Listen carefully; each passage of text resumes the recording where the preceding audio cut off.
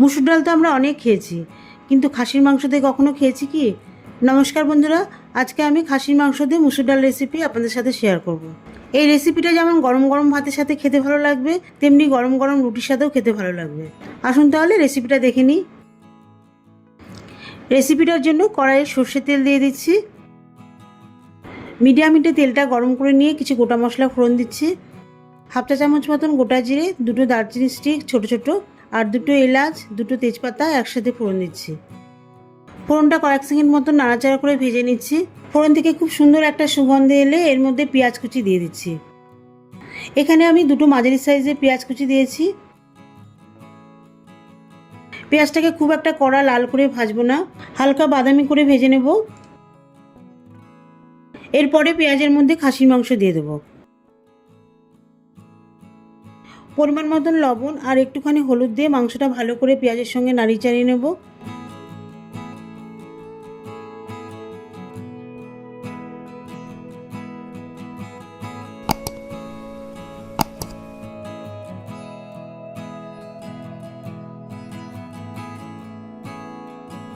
তিন মিনিট মতন মাংসটা পেঁয়াজের সঙ্গে ভেজে নিয়ে জল দিয়ে দেবো। জলের পরিমাণটা একটু বেশি দেবো, যেহেতু এর মধ্যে মসুর ডাল দেবো আর মাংসটা সেদ্ধ হবে, সেই জন্য জলের পরিমাণটা একটু বেশি দিচ্ছি। জল দেওয়ার সাথে সাথে 1 টেবিল চামচ আদা রসুন বাটা দিয়ে দিচ্ছি। আদা রসুন বাটা বেশ ভালোভাবে মিশিয়ে দেবো।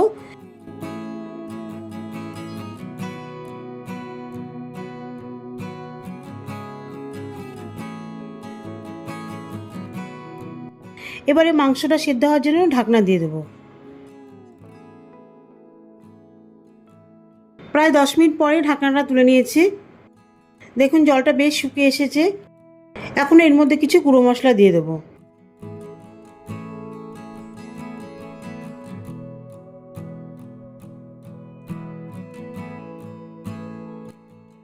হাফ চামচ ধনে গুঁড়ো, হাফ চামচ লঙ্কার গুঁড়ো, আর 7 টুকরো আলু দিয়ে দিচ্ছি। আলুটা খুব বেশি বড় করে নিই, আবার ছোটও করে নিই, মাঝারি সাইজের ডুমো ডুমো করে কেটে দিয়ে দিয়েছি। এবারে আলু আর গুঁড়ো মশলা দিয়ে মাংসটা বেশ ভালোভাবে কষিয়ে নেব।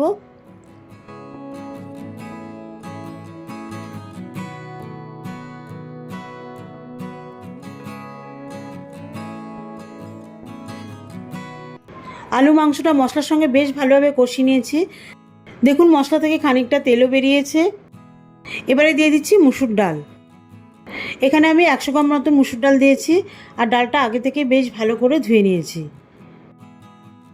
ডালটা দেওয়ার পরে আবারও 2 মিনিটের মতন কষিয়ে নেব, যাতে ডালের মধ্যে যে কাঁচা গন্ধটা থাকে সেটা তাহলে পুরোপুরি চলে যাবে।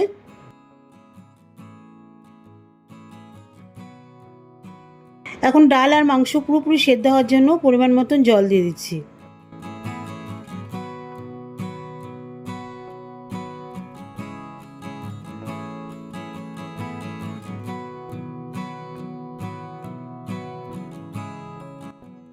ডাল মাংস জলের মধ্যে ভালোভাবে মিশিয়ে দিয়ে একটা মিডিয়াম সাইজের টমেটো কুচি আর একটা পেঁয়াজ দিয়ে দিচ্ছি।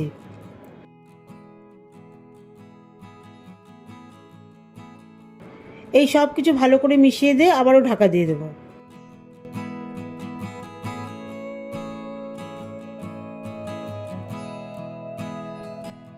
পাঁচ মিনিট ধরে সেদ্ধ করার পরে ঢাকনাটা তুলে নিচ্ছি। এখন দেখুন জলের পরিমাণটা অনেকটাই কমে এসেছে।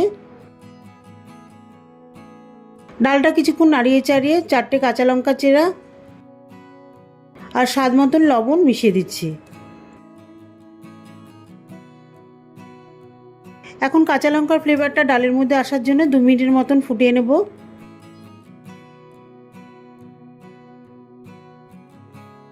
এরপরে হাফ চা চামচ মতন গরম মশলার গুঁড়ো ডালের মধ্যে বেশ ভালোভাবে মিশিয়ে দেবো, যাতে গরম মশলার ফ্লেভারটা পুরোপুরি ডালের মধ্যে চলে আসে। আর যেহেতু খাসি মাংস দিয়ে রান্না করছি, গরম মশলা দিলে ডালটা খেতেও ভালো লাগবে।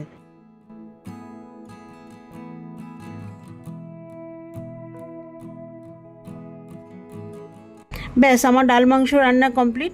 এবারে আমি সার্ভ করব। তো দেখুন বন্ধুরা, রেসিপিটা কত সুন্দর হয়েছে দেখতে, আর খুব সুন্দর একটা গন্ধ আসছে। গরম গরম ভাত বা রুটির সাথে খাবেন, অসাধারণ লাগবে।